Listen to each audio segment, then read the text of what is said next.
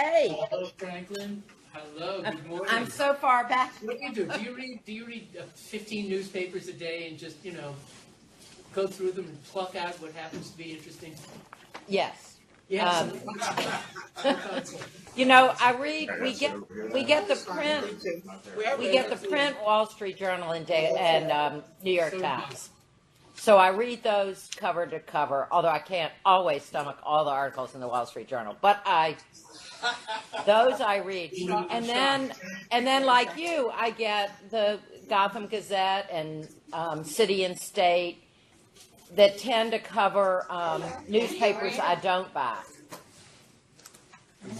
And then I have friends that send me things, like the brief I sent you this morning. I know you do. I was the hits just keep on coming. It's a gloomy time. It is a gloomy time. Steve just gave me the excerpt, a table of contents for a publication that he's writing. At least I assume you're writing. Yes, I am. On the state of journalism, I assume, in this country. Right. I am pessimistic, but not as pessimistic as you. Darkest just before the dawn. Although you probably read that DNA info just went under. Wow. Yeah. Wow. Well, the owner just Yeah, shut and it. Under so much that's been terrific for local news. I mean, my little neighborhood in Brooklyn has the Brooklyn Eagle, so we're not totally bereft. But they are down to just one or two journalists now, and DNA covered a much bigger swath. DNA was doing a great job, and once upon a time, the reporters for that kind of publication were stringers, and the people from DNA were, they were master's degrees from Columbia School of Journalism. For the last couple of years, we've thought that the New York City coverage in the Wall Street Journal is better than the Times. I think the Journal picked up a bunch of local reporters from the New York Sun, which went out of business a while ago. But in any event, their coverage of New York. Go ahead. I'm sorry. I was just going to say, the Wall Street Journal's coverage of New York is sometimes better than the New York Times coverage of New York. I know there's several reporters who had been at Newsday who were really great. That are at the Journal now? Oh, yeah. Yeah. They picked up quite a few, and the Times, of course, has been cutting back. Like so many others. And you know this better than most of us. In Syracuse. Well, looky here. You need to sit in either this chair or this chair. Do you want to sit here? Why don't you move your coat? You're not staying with us through the meeting, no. We're just going to see how things are going. They need us to be back. We can't be closed. It's so warm It down is here. so I warm. thought it was me. No. You know that the Syracuse papers don't publish daily issue, which I think is tragic in a metropolitan area the size of Syracuse. Really? Well, in my hometown of Richmond, Virginia, used to have two papers, and now, and for many years, just one. Also, when I go visit there, I read the news that I've read in the New York Times 4 or 5 days earlier. By the time the articles filter their way to Virginia. It's very here. Everything looks fine. I'm just about done reading the NYCLU's brief on the 50A redaction issue. In which case? In the NYCLU? The one that's been around forever. This is the one in the Court of Appeals. NYCLU, yeah, the Court of The Appeals brief. CCRP. Yes? New York Civil Liberties against New York City Police We Department. have Palo It started in Buffalo. 2011. It's been going on forever. And the question is narrow. It's just redaction, whether the court permits redaction. Any event, well written. Looks like a winner to me, but I would have thought that in the first department. Okay. Do you want me to go over there? Because I was. Buffalo. How are you? Are you at Yale most of the time now, or? Here's Buffalo. Is that a yes or a no? Yes. Hello, Buffalo. One Hello, Buffalo, how are 2 you? New York We City. can barely see you. I can barely. The only people I can barely see people too. It's what Thank I'm you. seeing is one screen with parts of people showing, and I hope they're good parts. We can so, we so we're we all can even. see you We can't clearly. exactly see everything. We can see you clearly. Okay, good. So we have our quorum.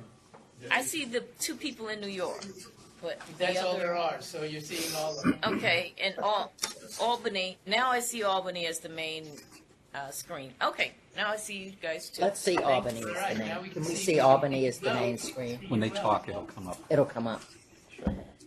Is there someone who can sign up? Because I was going to speak to my manager. I don't know if you folks are okay. Is there someone available, or Available for what? do you have a local IT person, or no one's? We have Bessa, who's sitting at the end of the hall, who's sort of our IT person. Is he available? It's a she. Is She's she got available? a kind of a maroon orangey kind of top, I think. Up the hall?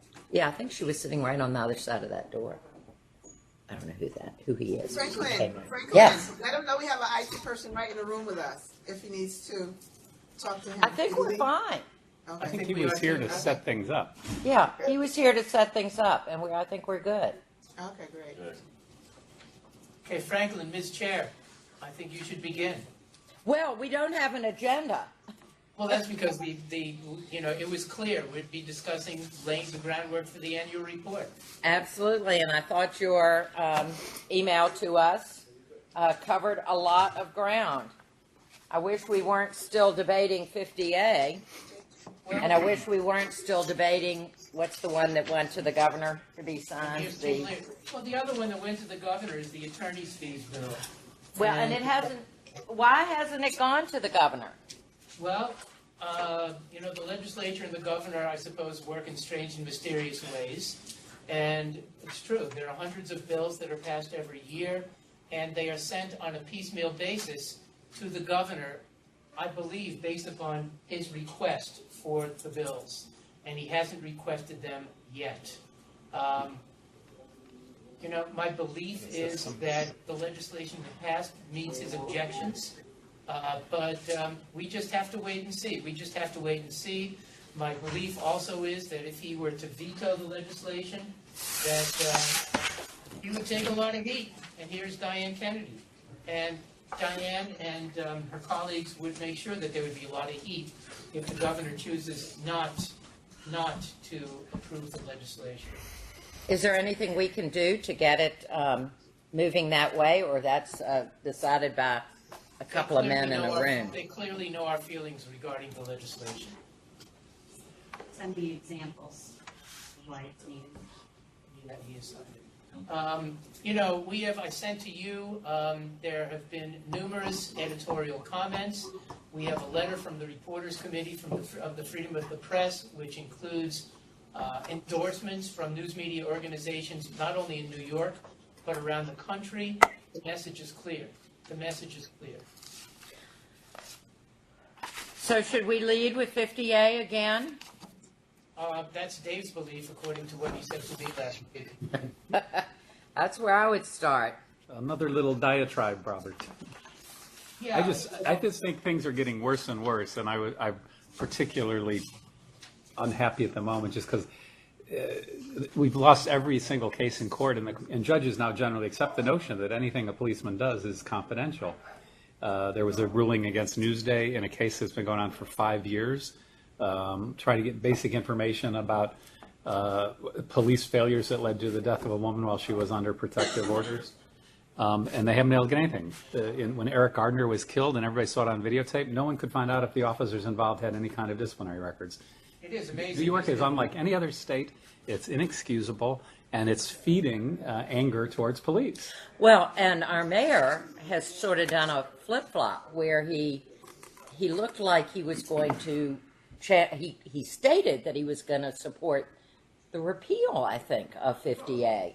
And now, of course, he's courting the police unions, and he's gone further than his predecessors have in terms of prohibiting the publication of even routine police department activities, the lists. I forgot what they were lists of. Yeah, it was. So that's It was discouraging. posted in the press room at the office of the NYPD, and it'd been there for years and years and years for reporters to see.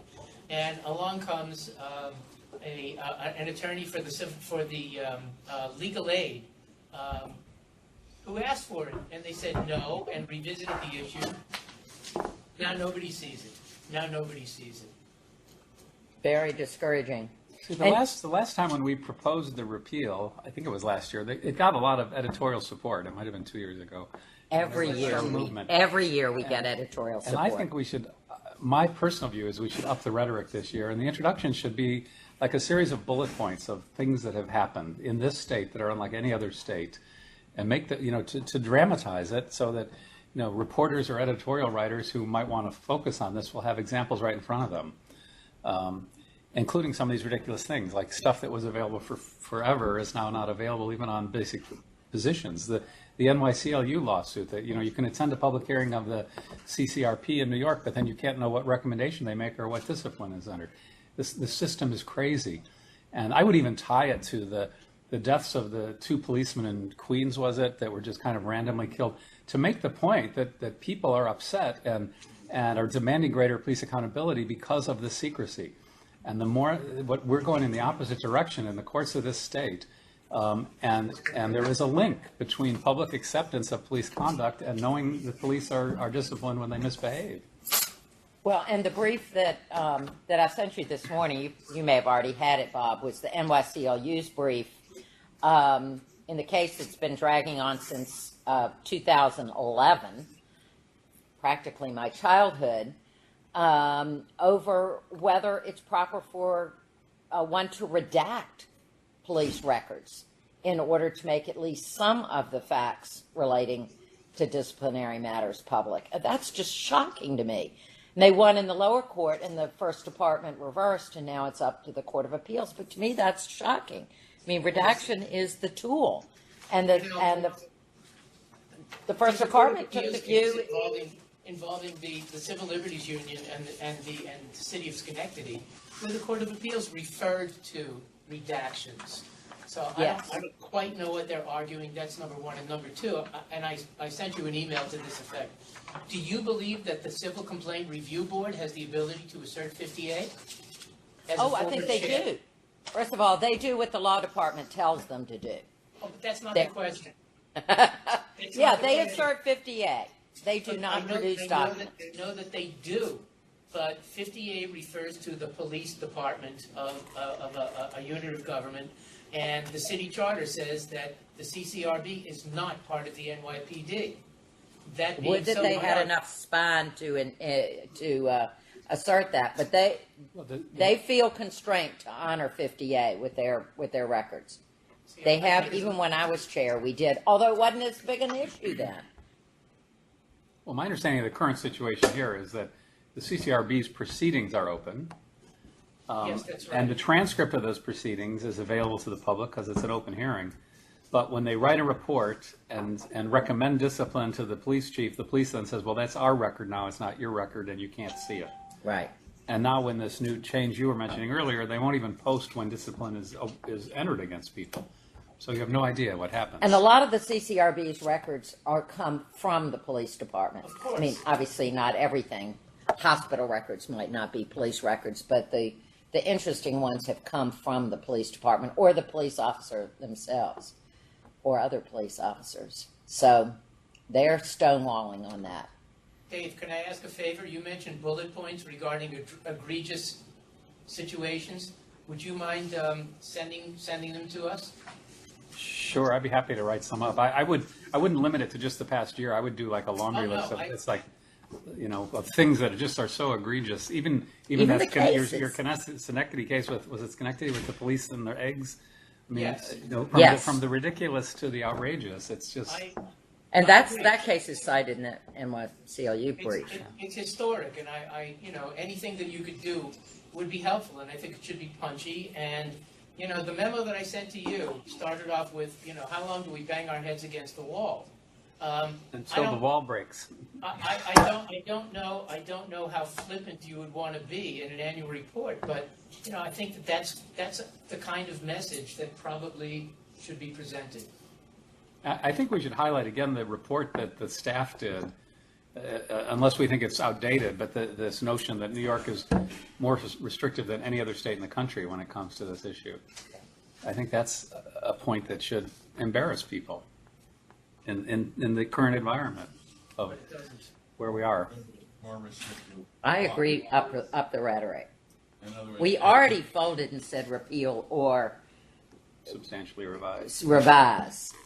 if you're going to bullet point the reasons why it should be removed, you also need to bullet point and undercut the reasons why it's asserted. Well, a few years ago, when we were looking at this issue, we had someone from the corrections department. It was a union rep. The union rep, yeah. The reasons he advanced were so bogus. Dave was very nice to him. I was not so nice.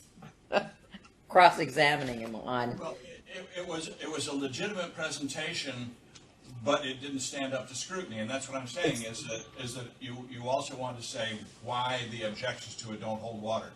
Right. Right. Good point. Yeah, he was making the point that friends of prisoners it would be easier for them to identify where the corrections officer lived and harass them. But, you know, there are a lot of ways to find out where someone lives these days besides that. And redaction would solve the issue. I'd like to make a related point, friends of prisoners. You're probably aware that there have been several decisions that have involved an attempt to gain access to information regarding people who receive pensions. And there are several pension systems, one of which is a pension system applicable to New York City police officers. They fought the disclosure of the names and just the identities and the amounts that these people are receiving. Now, for what it's worth, FOIL has said for years that the home address of either a present or former public employee need not be disclosed, and the argument, of course, was, well, people can find people's home addresses anyway. The Court of Appeals did not go for it, and the names coupled with the amounts that people receive have been found to be public. The same argument that was just raised a moment ago, friends of prisoners could find people. It's the same point, and it would be rejected again, based upon that precedent. Mm-hmm. But you can redact some of that information. It's Or not public now. presumably. It's not Yeah. public now. It's not public now. So again, the argument, I think, falls down in so many ways. Yeah. No, they advanced some in some of the litigation, I remember in that pension fund case, the police union was making the case that you have to keep the names and addresses of pensioners out that were formerly in the police, because then bad guys would know where they live and would know they're more likely to have guns in their house and therefore are more likely to rob them to get their guns. Like, you're going to pick a house to choose where someone has a gun and the whole thing is just ludicrous. All right, point number 1. More of same, up the rhetoric. Give the examples.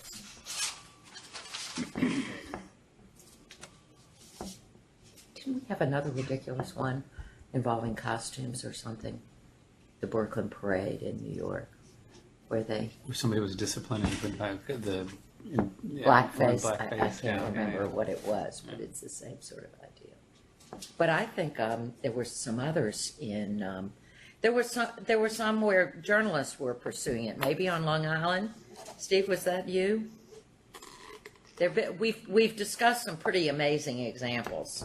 Well, the Newsday has had several cases that are pretty outrageous against Maybe that's the one. Suffolk County Police and the Nassau County Police, which we can put in here. They recently, just about a month ago, the trial court refused to release anything in an internal investigation report about misconduct that led to the death of a woman that they've been fighting for about 5 years. It went up to the second department, told them they had to review it and redact it, and then went back to the trial judge, and he just said, well, I've reviewed it now, but I'm not going to let anything out. The whole thing has become kind of a joke. Well, Nassau and Suffolk are like different countries anyway. Yeah. I refer to Long Island as the land of hostility. And since I grew up there, I tell people it's a good place to be from. But, So the attorney's fees issue, number 2, well, for our draft. Could I raise a new issue that I would like to elevate or to put on our agenda that I think is really important? sure.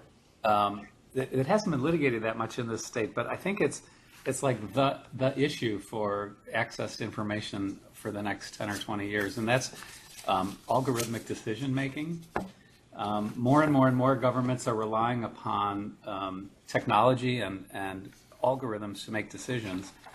It came up recently in this state. There was a case in the Southern District of New York where the defendant wanted to challenge the DNA identification by the chief medical examiner of the city of New York. And it turns out the chief medical examiner has developed his own proprietary software to determine DNA matching.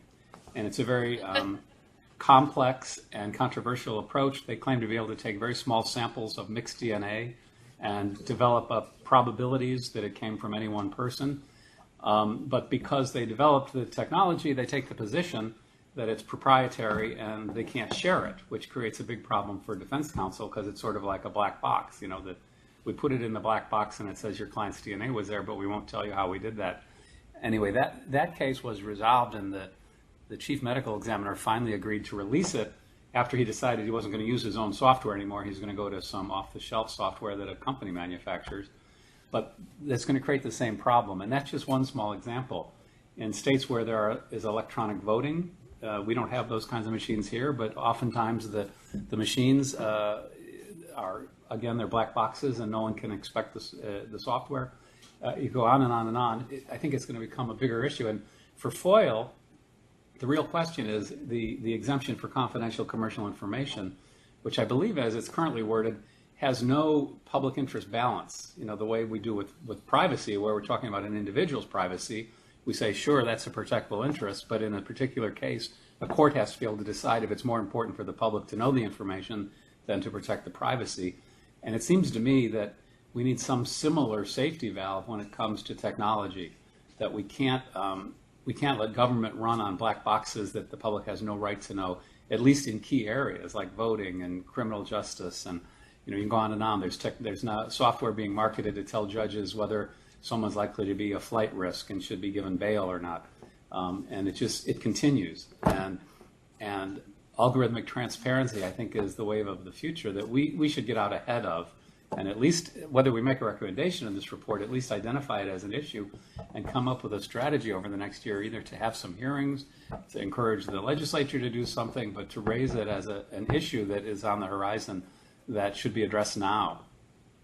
David, how dare you come out against magic?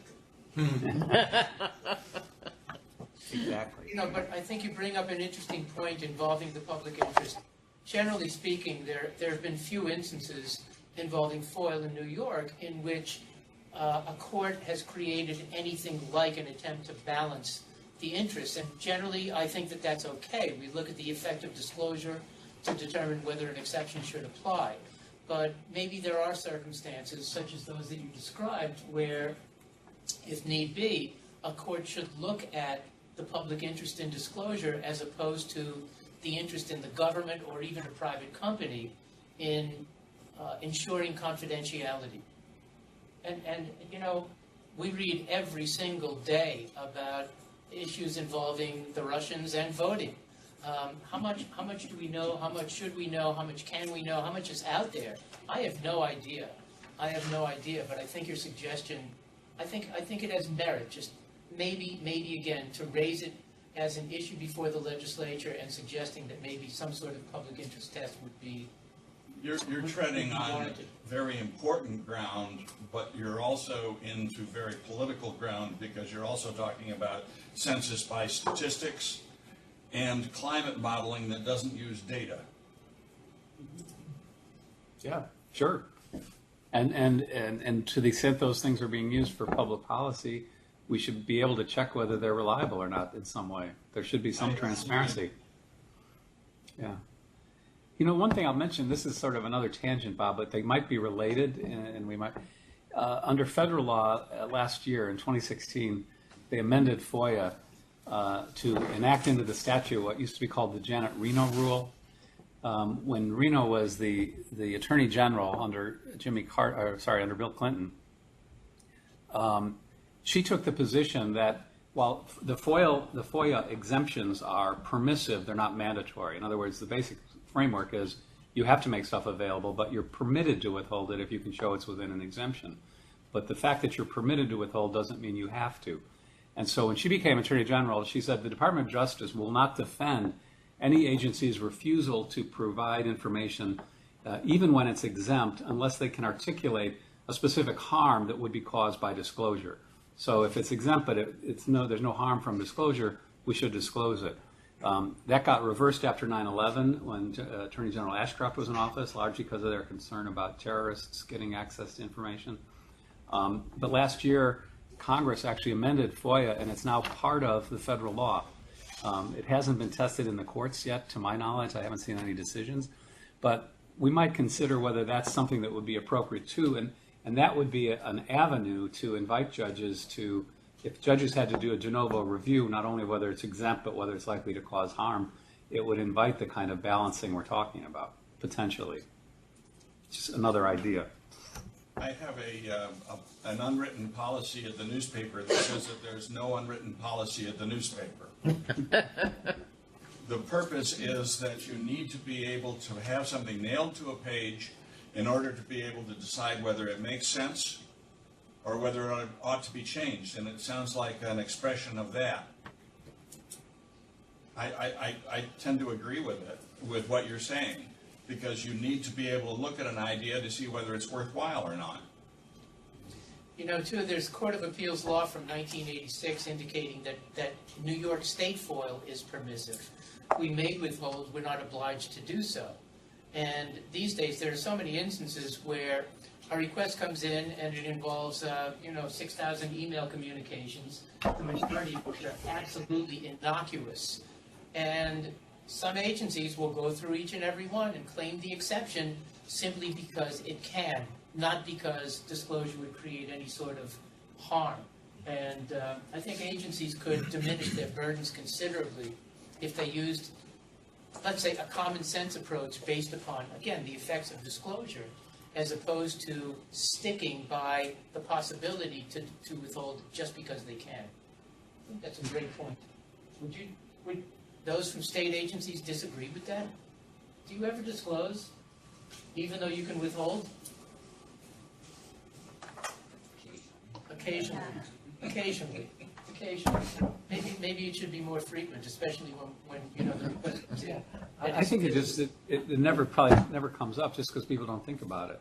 The issue is it exempt and the machinery is in place and you Right. process it, and and most of the time that's probably okay. But if we're really trying to pry back, in training programs, and the basic notion in the training programs is that FOIL basically is supposed to say everything is open except to the extent that disclosure would hurt in some way. And the Court of Appeals has referred to a demonstration of actual harm in order to prevail, particularly in relation to the trade secret exception that you mentioned earlier, Dave. And I think it would be wise to raise the consciousness of people who deal with FOIL in government and elsewhere to refer to just what you described. Well, should we seek an amendment that parallels the federal? Well, I think we should at least look at it as a group we and should decide. look that's something that we can include in a draft to be reviewed before the next meeting. And if you like it, fine. If not, it'll be a think piece again. What's the thought on that? Anybody? Yes. I think that's a good idea. Yeah, we need a little more information before we can justifiably make a recommendation. But again, planting a seed at this point, I think, is a good thing. It also gives us an opportunity to state what you just stated, which is the whole idea is that it's disclosable unless you fit, the presumption is disclosure, and Sure. gives us a chance to remind people of that. seems that there are two different directions that the committee looks. One is backward to say this was a situation that needs to be corrected. And another ought to be being cognizant that where we are in government may change over time, and the more solid that we make freedom of information, the better it will be in whatever future comes. So I think that this is defensive for freedom of information. That may sound obscure, I'm sorry. It doesn't. It doesn't. I think it sounds completely sensible. So right now we have 50A, we have algorithmic decision-making. Algorithmic transparency, maybe. Algorithmic transparency. Oh, that's going to make quite a headache. People will go, what? And 3 is making exemptions discretionary, not mandatory. Right, I put it another way, that, rather than making, they are discretionary, They not are mandatory. The discretionary. question is requiring specific harm as an overlay. Some articulable harm.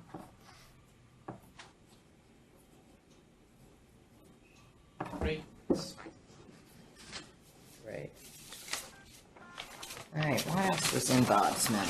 Being a law professor has its merits. Yeah. I just came, we had a great conference a week ago, and I'm all fired up with all these ideas, so. Good. Kristen attended. She said it was great. I wish I could have been there. Good. But we're reaping the fruits. I raised an issue that I will say I'm highly reluctant to delve into the area of Albany and ethics. But there was an article in, I don't know who wrote it, Gotham Gazette is where I read it last week, that was talking about the fact that the Legislative Ethics Commission, the LEC, you all are bound to be more familiar with this than I am, a bipartisan entity comprised of senators, assembly members, and outside experts that provide advice to lawmakers on outside income fundraising and other conflict of interest queries. And they sometimes give conflicting advice, but apparently their advice is not public. And I don't know anything more about it than I read in this article. They were talking about the discoverability of, well, actually, that isn't what it was about at all. It was about ethics reform in Albany falling apart. Is it a legislative panel, did you say? Or? I don't know anything more about it than this. The Legislative Ethics Commission, LEC, about... When the Do you- Joint Commission on Public Ethics was created, and it was Right. the successor to the Commission on Public Integrity, you saw the creation of ethics committees in the Senate and the Assembly. And truthfully, we have a recommendation, which I'd like to repeat, suggesting that JCOPE, which is the state agency that Right. oversees state employees, among others, its records are confidential under FOIL now, with a couple of exceptions. Its meetings are outside the coverage of the open meetings law, and we've included in several reports contentions that those records and meetings should be subject to both of those statutes. Why? Because the exceptions in FOIL are sufficient to provide the protection that they need. The grounds for entry into executive session are also sufficient to provide adequate protection of privacy, in particular, avoidance of interference with any sort of investigation. The exceptions are there. And in fact, I've spoken with people at JCOPE, including their executive director, and he doesn't disagree. But the state legislature has not taken action to deal with that issue. Well, For this what it's article says that JCOPE does make its opinions public and publishes a bulk of information online. That's why I didn't complain about them. They were drawing a distinction between LEC and JCOPE.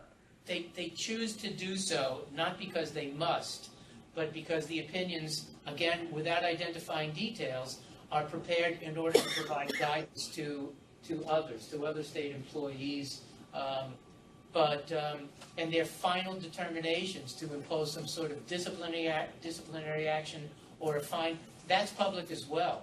but what leads to them, the complaint, the charge, the claim, the background information, all of that is confidential. And in fact, one of the elements of the executive law indicates that if somebody on JCOPE or one of its staff people discloses that kind of information, he or she can face a criminal penalty. It's kind of crazy. I mean, I've spoken to members of JCOPE who would like to talk and would like to disclose, who are fearful to do so because of the possibility of the imposition of a penalty. Well, Which- and it sounds like LEC is even worse. They don't disclose their advisory opinions at all, and apparently their advisory opinions conflict. But let's think about this in two ways. Let us say that that they were subject to FOIL. You may know, and the governor has brought this up 1,000 times, the state legislature is subject to FOIL, but in a way different from the majority of agencies, state agencies, and units of local government. These opinions would not fall within the list of available records required to be disclosed by the state legislature. And secondly, let's say that the governor got his way, and all of a sudden the state legislature would be subject to FOIL. Those internal opinions would, in the words of FOIL, be intra-agency materials that could be withheld anyway. They could be withheld anyway. So what we're really talking about are records that, in all likelihood, could justifiably be withheld irrespective of the outcome. But, you know, it is an issue. Ethics is a huge issue in Albany. It's a big issue statewide. And to my mind, reading about this initially when the issue arose, here's this woman who was brought in from Colorado as an expert in ethics who said, I have nothing to do. I mean, that's really what it was about. That's what the article's inactivity- about. The inactivity of the Assembly Committee in terms of doing anything constructive. So I don't know that it's worth bringing up in an annual report. It's not really directly attached to what we do. Okay. But thank you. Yeah, I think she was stunned. She really expected to do more, and there was very little. And that was the focus of the article, was ethics. I just found, as I was reading my 15 newspapers a day, this Yeah. little nugget buried in there, and I thought, should be disposable. Kristen and I get loads of calls regarding ethics, and we have to say it's just not within our bailiwick. And personally, I don't like ethics laws. I think they're way too complex. I think that they should be simplified and basically say if it doesn't smell good, you don't do it. But nothing is that easy. It's never that easy. Bob, what are the things that you get the most calls on? I mean, that would be another way to think about, are there areas we should be reviewing for potential reform? Like, what are the problems that come up over and over and over again? What are the problems? There are many. You know, one of the realities is that we sitting around the table, in so many ways, think about state government agencies. And Peter, I don't know how you feel about it, but you know, one of the points that I make all the time is that FOIL includes within its coverage, as does the Open Meetings Law, approximately 100 state agencies, 100 public bodies. There are more than that, but there are 10,000 units of local government that are covered by these laws, and the lion's share of inquiries and complaints that we get involve local government. And why does that happen? The cast of characters locally is changing all the time, and we're constantly in a process of attempting to educate and re-educate. You know, I'm doing 3 programs in January at the request of local government associations. One is the Association of Towns, the other is the Association of Counties, training for newly elected officials. Sometimes they know something, often they know nothing, and they're volunteers. And the majority, what are the, Kristen, maybe you can answer this better than I can. We get loads of questions involving executive sessions. You know, the board goes into an executive session, did they offer a valid reason? We get loads of questions regarding the expenditure of public monies, how much was spent on X or Y or Z, salary information. It's clearly public, but there are still loads of questions that come up daily. Can you add to this? I would say what's come up frequently recently in my mind is so often I'll get a call from a local government official, whether it's the town clerk or the town attorney or whoever it may be, asking me, at what point does this become harassment? That's what sticks in my head, because almost every municipality has at least one person, that one person. And sometimes it's clear, sometimes they just really just want a lot of information. And if that's the case, well, okay, you do what you can. You may not be able to get it done within 20 business days, but you do what you can and you work through the problem. But there are other situations where I think it's clear, based on how the requests are presented, that the person who's making the request doesn't actually really care about getting the information. They care about bogging down how government is functioning. Like, they don't like the town clerk, but they don't like the town supervisor. So they're making, a dozen requests a week for all different kinds of information just because they can. And, that's a problem for small governments. They've got a lot of things to do and they don't have a lot of staff to do it. And a lot of the records are manual. Yeah, you've got paper and And it's, the state push to put as much information online really at every level yet.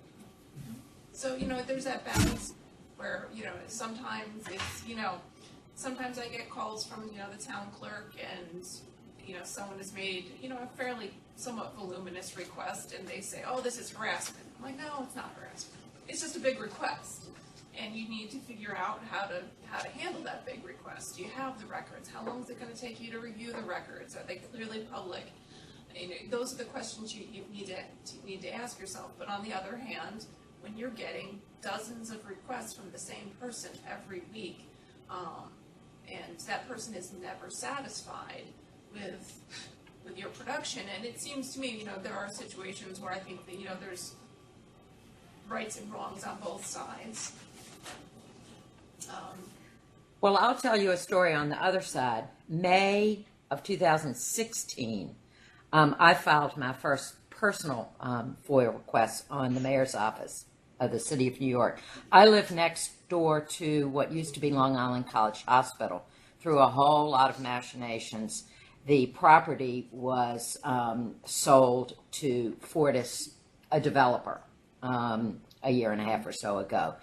And the city of New York and Fortis then entered into lengthy discussions about what the project should look like if it wasn't built as of right, and the community of which I am a part was left out.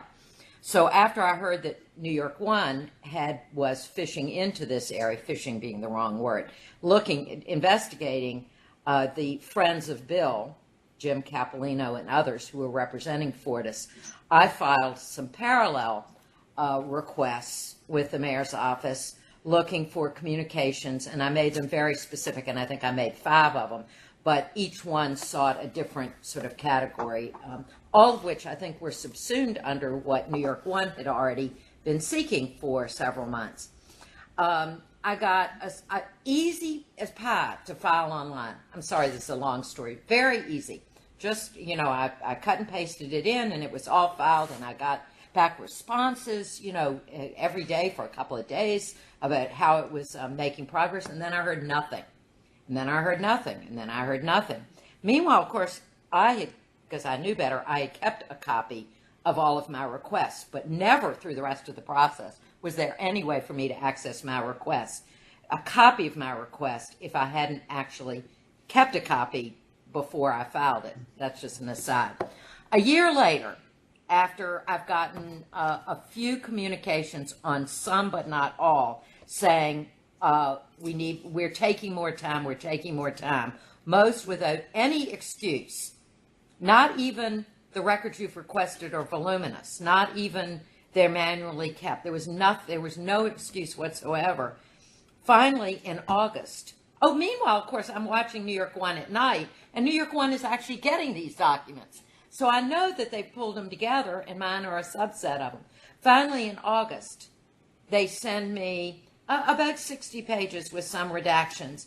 At this point, the project next door to me has moved to as of right, and the city and Fortis are no longer sort of speaking to each other. But there were a lot of embarrassing things in the emails between Fortis, Capolino, and others, and City Hall, where they were talking about ways to cope with the community in ways that would have been very interesting for our local journalists had I gotten the materials a year and a half earlier. So that was my experience. And it's just 100% of my experience. It's a small sample, but very frustrating. It was amazingly frustrating. They did not follow the law, and they provided no excuse. I will say once they produced them, they made them available to me, and I could download them right to my computer. So the beginning and the end was great. It was the year and a half in the middle that was terrible. Yeah, well, some of this, if I'm not mistaken, relates to the agents of the city contention. That's what it was. The agent, friends of Bill, Agents of the city. And, you know, I don't know if I told the story, but I got a call from New York One News, and she referred to the agents of the city, and I asked, who are they? And she said, well, the mayor says that these are people who are giving him advice. And I said, are they consultants retained by the city? Go to the controller's office to find out whether there's a contract between any city agency or department, the mayor's office, and X or Y or Z. There were not. And on that basis, I advised that there was no exception, in all likelihood, that could have been asserted. And the city persisted. In fact, the lawyer for the mayor was a classmate of mine at NYU Law School. And he called and he said, gee, I thought NYU educated its attorneys better than indicated by your opinion. And I said, Henry, I think we could say the same about you. And as you probably know, New York One News brought a lawsuit, and it prevailed. And the court, and I wrote an opinion at their request, and the court pretty much agreed. But they are still persisting in withholding a lot of that stuff. There's an appeal, and for the life of me, I don't know. Well, I do know why there's resistance, for the reason that you mentioned. It's embarrassing. It's embarrassing. But New York City, in so many ways, is another country. What Kristen said is accurate. I think every community has its local lunatic. But my general belief is that FOIL works better. Did you just call me a local lunatic? No. Kristen referred to the person who makes the first request every week, all the time, and doesn't care. No, I didn't refer to The process was an utter failure that I went through, and I was a knowledgeable person. You are. And it was, and it ultimately didn't end up affecting my life, but it was shocking to me the degree to which they did not comply with the written law. The courts, we've written numerous opinions regarding time limits about, no repeated extensions and providing a date certain that's reasonable under the circumstances. But until the courts step up and issue a decision that supports, that basically codifies, or codifies, not the right word, but, supports our decision, our opinions, then it's going to continue to happen. Right, and I wasn't going to file a lawsuit. That's a huge burden to have. Yeah. What I was going to say, though, generally, is that I think that the law works better as the size of the unit of government diminishes. In the town where I live, they're pretty responsive. If I go into town hall and say, can I have such and such, the town clerk might say, sure, it's over there. It just works better when there is, number one, much more direct accountability. People the people who run your community. Those of us who live in a suburb, certainly Peter, people know you. People know you in your community. But how many people where you live, either David or Franklin, how many would recognize your state senator or assemblyman or community board member? Probably not a lot. Oh, not a lot. Not a lot. Not a lot. The degree of accountability, and therefore the extent to which there is, let's say, a desire to comply, I think is completely different in New York City than most places. Our committee does a better job in its annual report of reporting on FOI requests than a government entity will do. What's the status of all of the FOI requests that have been served at my level of government? And maybe that's something that is ought to be brought to people's attention. Is the local government responsible to FOI requests? Well, and news media organizations have done, and you've seen them, what they call FOI audits, where they will make requests to the various units of government within their coverage area and report on the results, and I think that's effective. Usually it's done around Sunshine Week, which is in March, for what that's worth. Is it worthwhile, I think it probably is, to offer both the points that you have made, Franklin, about the absence of response, the kinds of frustration that people face, but at the same time, the point that Kristen made that, you know, there are situations where people seem to use FOIL for reasons that are less than constructive. I just wouldn't want to comment on. I just wouldn't want to comment on one without the other, because they're Exactly. two flaws. And I frankly don't think it's worth saying a lot about either unless we have a Yeah. recommendation to make. Yeah. So we identified a problem. What do we have to say about it? Didn't we have some language a couple of years ago, Bob, that you tried to get us to buy into and everybody resisted about, outrageous requests and when they could be ignored? Look, it was in last year's report, it dealt with the voluminous requests. And Was it under the attorney's fees provision? Well, no, I mean, it was, and I sent this in my memo to you last week or whatever it was, and Bill was there, I think. I don't think we should mention either, Called by the governor's office. but I think they're more of a news than they are. You know, we did get in touch with the governor's office, and among others, to try to come up with something to deal with the situations in which the requests really are voluminous, where it's time-consuming, it's burdensome. Is there something that we can do about this? And part of the point last year was that this is an issue that's come up due to the technology in every state in the United States. It's come up in Washington. What do we do about those kinds of requests? And we looked for guidance. We sat down with the Freedom of Information officers from probably 20 state agencies, sent the excerpt from the report to, I do a quarterly column for the Town Clerks Association, 704 towns, asked for comments, and we got practically nothing. We got a note from the town of Southampton, which was very nice, but truthfully, there was nothing in it that was, let's say, groundbreaking in any way. So this is a problem, and I think Kristen's right. And the difficulty is an agency will delay and delay and delay. Somebody might sue them, and the agency will simply say, oops, here's the stuff, and it'll never get to the Court of Appeals. Someday, maybe. But an agency could go to a court and seek relief, or if the person sues, bring it before a judge. I mean, we had frivolous lawsuits when I was in the U.S. Attorney's Office, and by and large, we dealt with them. But from time to time, after you had your sixth complaint from the same person, you could go to a court and get some kind of injunctive relief. But again, government agencies, I think, are reluctant to do that too, because it takes time and it costs money, and do they want to be accused of harassing so-and-so who's harassing them? Probably not. Probably not. I don't know. Maybe a paragraph or two about this issue would be worthwhile. You know, the frustration on both sides. What do you think? What do people think? Let's see it in the draft. We'll see it in the draft. Yeah, we'll see it in the I'm skeptical that it's worth putting in, sort of hand-wringing if we don't have a proposal. But I It's defer really to hard to Bob. come up with something that's fair. I mean, we looked at it really hard last year, but Yeah. to deal with these voluminous requests and say, oh, no, yours isn't worthy, but somebody else's is, you know? Yeah. You gotta Yeah. put some good We don't- standards. I'm also impressed a bit by the fact that, Bob says he sent it to all the county clerks and got virtually no responses. Maybe it's not as big a problem as we think it is. I think that the problem of delay is a huge problem, because I see it all the time, but I don't know what there is to do besides sue and try to get attorney's fees.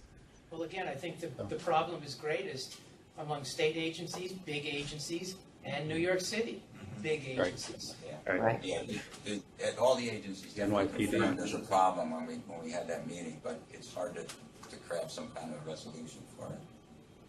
And I hate for us to be saying FOIL is being used as a tool of harassment. I hate for us to say anything bad about FOIL, even if it exists. Yeah, I agree. I think that works against us. Yeah. Insofar as we as an independent private business, as a newspaper, can get served FOI requests, there is a problem out there. Yeah, but you can just say no. And we did. It was basically an attempt to harass not just us, but the school board in that instance. There was somebody who was dead set on going out and showing that the world was against them. Wow.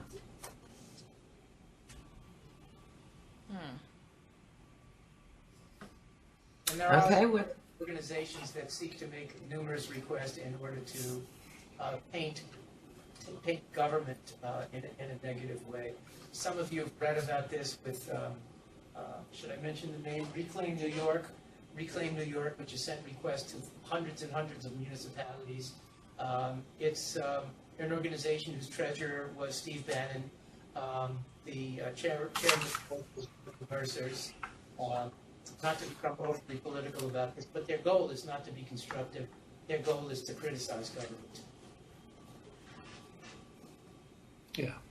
Yeah, no, there was a really interesting piece that was written recently by a professor at Columbia called David Posen called Transparency's Ideological Drift. And the basic point he makes is that when all these transparency laws came into being, the current wave in the post-Vietnam Watergate era, they were all about good government and exposure and reform.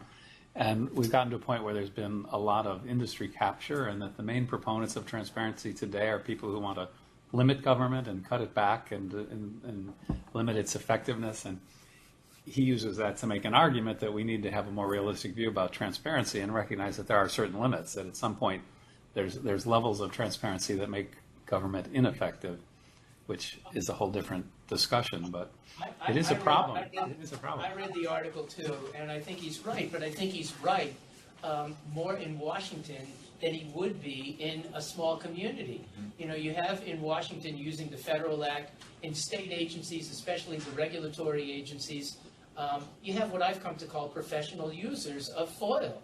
Those are the people who represent moneyed interest, a private corporation, somebody who wants to do business with the state, wants information regarding competitors, wants to get the contract.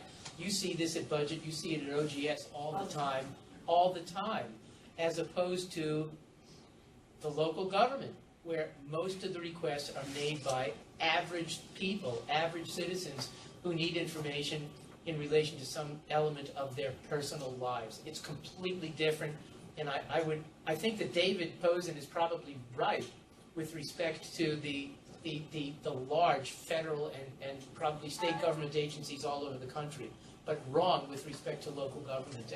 And I think that too often the commentators who write law review articles or whatever forget that these laws locally, state laws, apply to small units of local government. That's where the law is most important to average people. And I'm willing to write something to that effect if you think that it's warranted. I don't think that's part of the annual report, but I insofar as the Linsky tactic to make the opposition live up to its standards, it certainly is educational.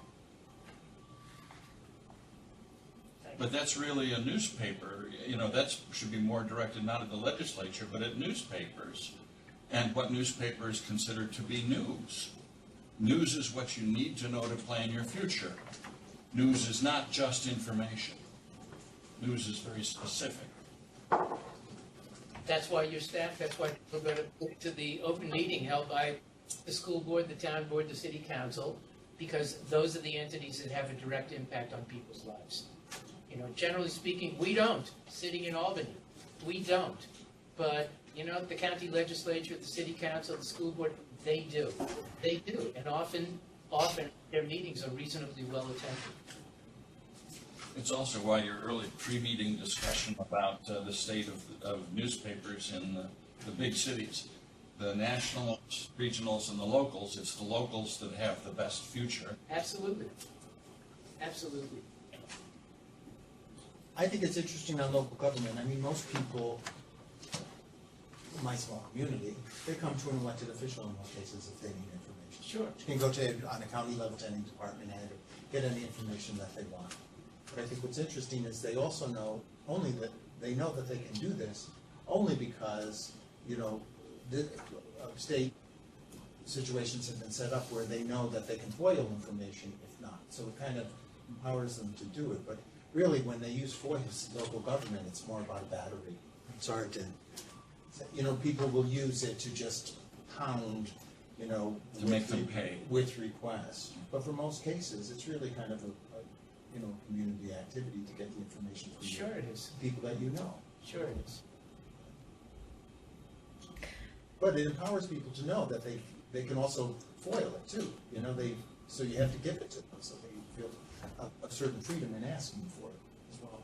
Well, and I've said to reporters 1,000 times, just ask, and often you'll just get it. Right. And sometimes if you don't get it, you say, well, I guess I'll have to submit a FOIL request, and sometimes that's enough.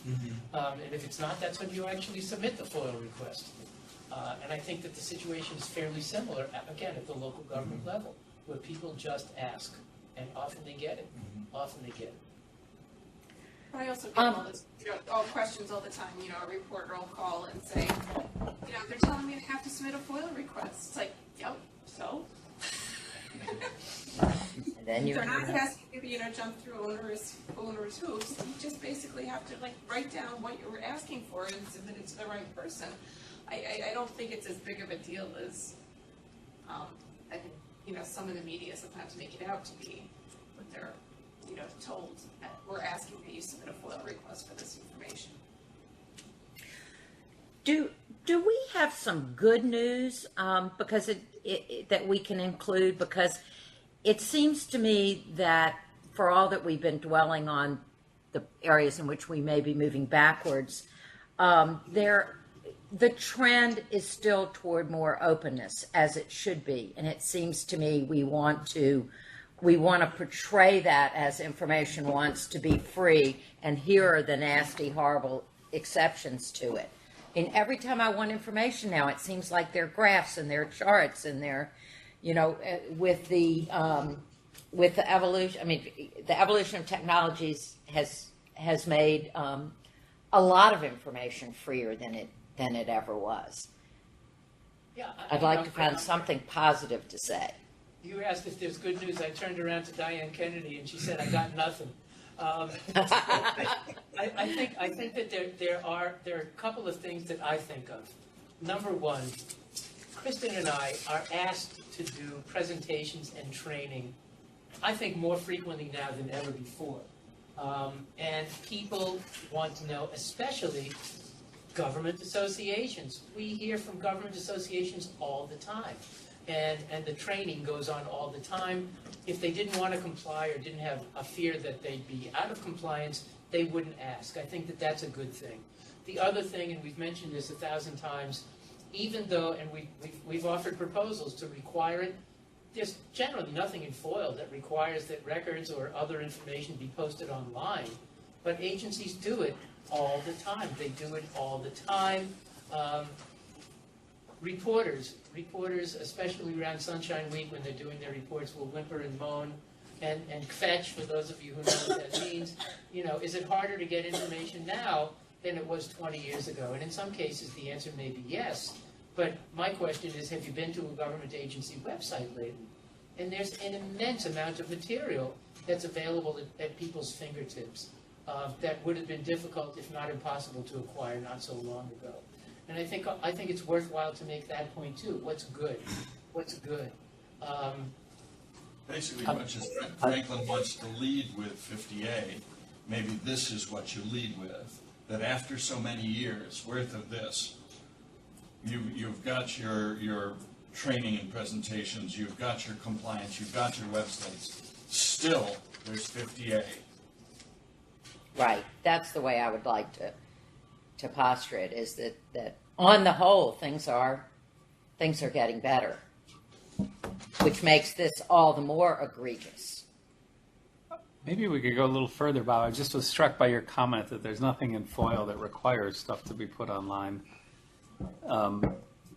Maybe the other piece of the 2016 federal legislation was had two provisions. One is it said any record that's been asked for 3 times you have to post on your website so people don't keep asking for it. Whoa. And that's a money-saving thing. But it also says it has precatory language. It says every agency should review its files and make available online those things that are likely to be of significant interest to the public. Maybe we should be asking for something like that too. We have, it's in the report. It's been No, in the but report. it's the past in 3 the law, Bob. In the law. I know, we've recommended that the law Oh, require. you're way ahead of me. You're way Proactive ahead of me. disclosure. If it's Good. really important, if it's frequently requested,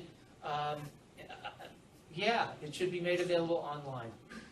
I'm not ahead of you. You just. And we should. Well, yeah. let's call And- for that and- under New York state law. We have. Bob's saying we have.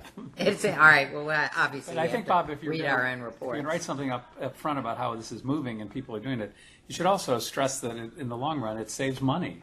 You know, Oh. that it is in part an answer to these, quote, harassing requests for large amounts of information. If it's online, you don't have to deal with those. Every presentation I make, I suggest the more it's posted online, number one, if it's available online, people don't have to make a FOIL request, and number two, even better, the government doesn't have to respond to a FOIL request. Everybody wins. Everybody wins. And I think that has become obvious to those who have chosen to post records of significance online. Maybe that's a good lead, huh? Yes? Frank? Yeah, potentially. Okay. Well, I think anything the federal government has recommended and done to improve is something we should be recommending for New York State. Yeah, but the problem with the federal government is that, seeing it in the law and doing it are often two different things. Oh. Yes. We've been in touch with people from a new office that operates out of the National Archives and Records Administration. There's supposed to be something of an ombudsman office regarding the Federal Freedom of Information Act. They've been in existence for quite some time, and they're very nice, but they've never written an opinion. They've never written an opinion. And why? I just, I don't know. I don't know.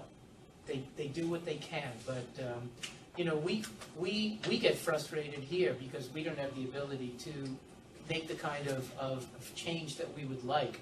Imagine the drop in the bucket of a 6-person agency in Washington trying to have an impact on the Federal Freedom of Information Act. I can't imagine.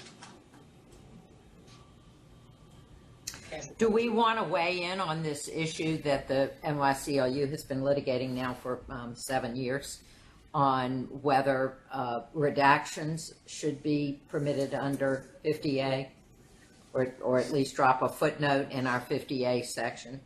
Well, certainly, that's something that can be done. And again, Dave, with your bullet points, that could be something that we refer to specifically. That, there's guidance from the Court of Appeals from years ago suggesting that redactions in relation to 50A are appropriate. Yeah. And the first department found that dicta, I gather. Bob, if you want to highlight some positive developments, one thing you could note is that there is a movement to create a network of law school clinics to help people with FOIA and transparency litigation.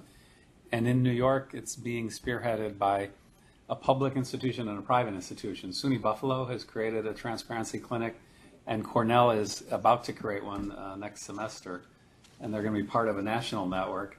And I think there's a few other schools in New York. It's just, if you're trying to say things that are moving in the right direction and give a little publicity to those 2 clinics as, being open to the public and available for free legal services to promote transparency, that would be a nice shout out. Could you send me just a little bit of information so that I can learn more about this? Sure. Great. Yeah, there's a guy in Buffalo who I think was at Yale Law School with you. That's the connection. He was. He's my baby. Yeah. And Mark Jackson, who had been the general counsel at Dow Jones, is creating a clinic at Cornell. So.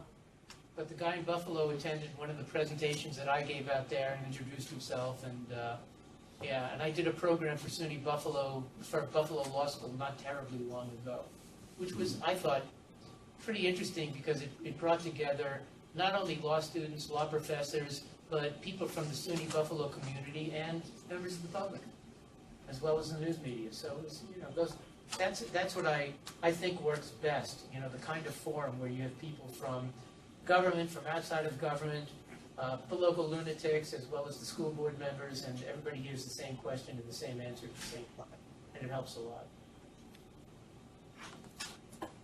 Good. Anybody want to talk about Glomar?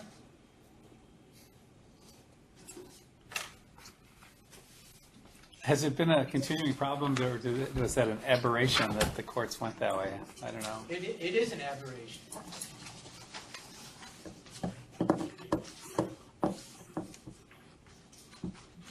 Did we have it in last year? Was that in last year's report, Bob? I can't remember. No, it's not. It's not. The report's in your packet. I think it would be a terrible development if the Court of Appeal says, yes, Glomar is fine, where the agency can say, well, we have your request, we're not going to tell you whether we have anything, but if we did, you couldn't have it. It's insane. I think it's insane. Has the case been argued yet? I haven't been following it. It hasn't been argued yet. It's not. Leave to appeal was granted in November Yeah, 2016. a year ago. Yeah, On the slow track. it is, well, yeah, there is a slow track. But we'll find out. But my hope is that Yeah. we did get, I think, a positive decision from the Court of Appeals recently, I consider it to be positive, involving the need for an agency to meet the burden of proof, the need for the agency to, it was interesting, you mentioned a de novo approach, and the Court of Appeals said, no, you offer a reason for the denial in response to an appeal, you have to stick to it, you can't offer anything new when it gets to court. I was kind of stunned to read that.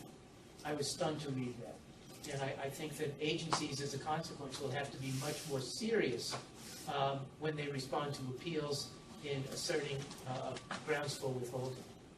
Well, I think we can include judicial decisions that we like in our good news presentation. Developments in the law, that it's not all bad. Because I think overall it's going the right direction. I think so too. Just a few of these that are. Of course, there have been some decisions which we would consider positive where the judges have just been wrong on the law, but Yeah, well, we have to be judicious in our selection. Bob, do we ever do amicus briefs as an organization? No, I don't know that we have the authority to do that. You look at our statutory authority and it's just not there. We can offer advisory opinions. We have a authority to make opinions, and I don't know why we couldn't offer our opinions to the court. I thought an amicus brief was an advisory opinion. No, But he's written opinions that get attached to. Yeah, I'm just saying that. I'm just raising it because there is the NYCLU case in front of the Court of Appeals is being briefed now, and I think the time to file an amicus brief would still run through maybe December. And the issue there is 50A, and it might be an opportunity for us to weigh in at the court and say, you court, you got way off track, 20 years ago when you expanded the definition of a personnel record, and you need to correct it. And look at all the damage you've done. Just a thought. Wow, I think the Court of Appeals would love to hear that. Well, that's all the more reason to hear it.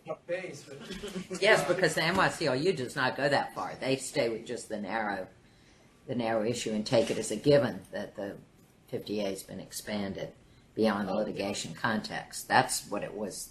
That was the big step. I don't know.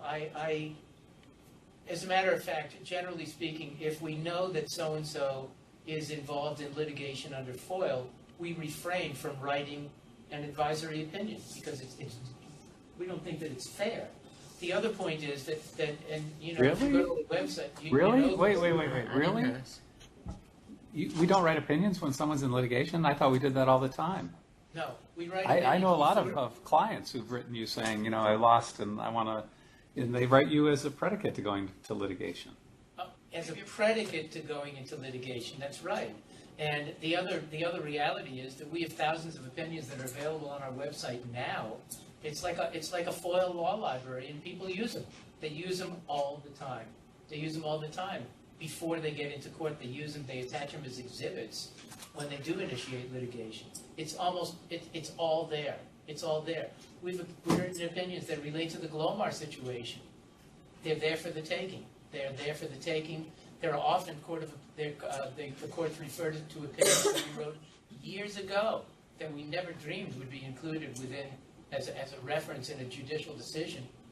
People use them all the time. So you're saying you're already there, there's no reason to I'm saying we're sort of there. There was a case that I love, and state agencies don't like it at all, but the Court of Appeals referred to an opinion that was written probably 20 years ago as one of the bases for its conclusion. We could get a volunteer to write it. But I don't know. Okay. Sounds like you don't want to go there. I think we're being overly timid, but particularly on 50A, I think we should let her stop. But. Dave, overly timid. I think we're the last office that can pick up the phone and offer a comment just because the phone rings, without any sort of prior approval or anything like that. And I am grateful for that. And timid is not the word that really applies to what we do. You're reading it as if you don't want to go there, and Bob is reading it as we're already there. Well, and besides that, I don't know that we have the statutory authority to do it. To file an amicus brief. Yeah. You can have a student research that. I think the development. You have students at your disposal. I think the developments in the federal law are also really good news, and nice to point out that New York is behind the times. That's sort of the point I want to make. Is the horse is out of the barn. Their best practices are being implemented elsewhere, but not in New York. Yeah, I like that thing. And it also gives something, if legislators should be so inclined, something they might get behind. It gives them a roadmap. Well, you're right in that, in many instances, the states will follow what the federal government is doing. Sometimes that's good, but when it comes to, especially, judicial interpretations of FOIA, I would hate to see those developments at the state level. I think federal courts have done damage to the Federal Act. They've forgotten about the obligation to meet the burden of proof.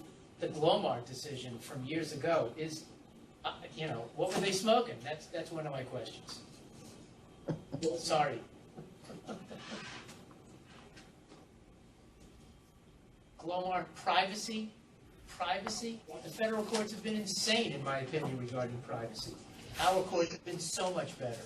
So much better. I hear you, but I think the legislative initiatives are nice to point out. We'll look them up.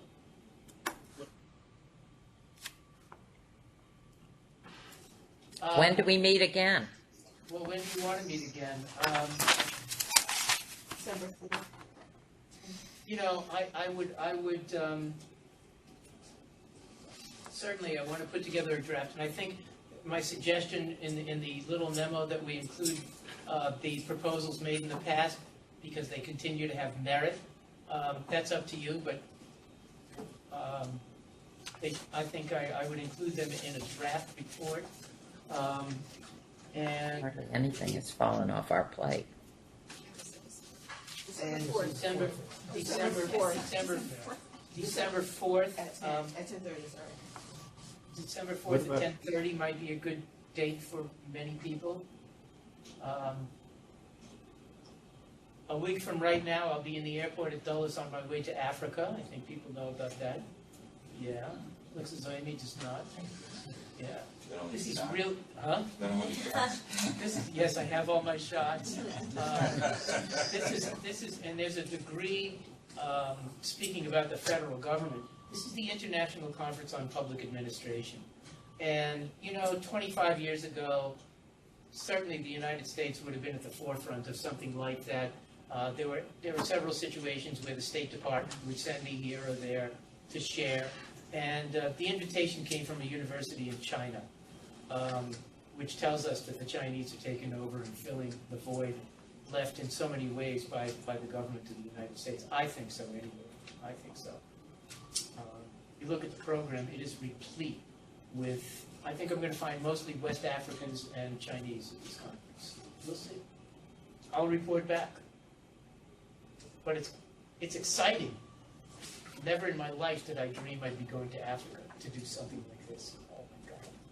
Who's luckier than I am? Nobody. So, is there anything else that anybody would want? Are we going to bring up something about Glomar, or would you want that, or would you not? Yeah. In the draft. I mean, that's a pending, but that's a pending court case Yeah. but that you we've say written we about don't get involved in. But we've written about it, and the We've simple already- answer in terms of FOIL is there are three conceivable answers. Yep, we have it, here it is. Yep, we have it, you can't have it. Or third, sorry, we don't have it. Not failing to admit that the record exists. Especially, and I referred to this in the memo, we have a unique provision in our statute that doesn't exist in the federal law. If you request a record in New York and the agency says, sorry, we don't have it, you can ask that the agency certify in writing that the record is not maintained by the agency. And that, I think, is a December critical 12th, distinction. I'd have to leave. Well, that's it. Bob, if we're doing December 4th, could we meet at 10 instead of 10:30? It's It okay. works better Yes. for me. Works better for me too. Fine. Fine with me. Terrific. Candace, you got that? Yes. Okay. These dates that we've sent out are by and large based upon the ability to get this equipment to bring us together. So I'm hoping that the draft will be so wonderful that we won't need a third meeting, but we'll see. We'll see. You gonna approve the minutes? Huh? Approve the minutes. Oh, Candace just asked whether the minute should be approved before we adjourn.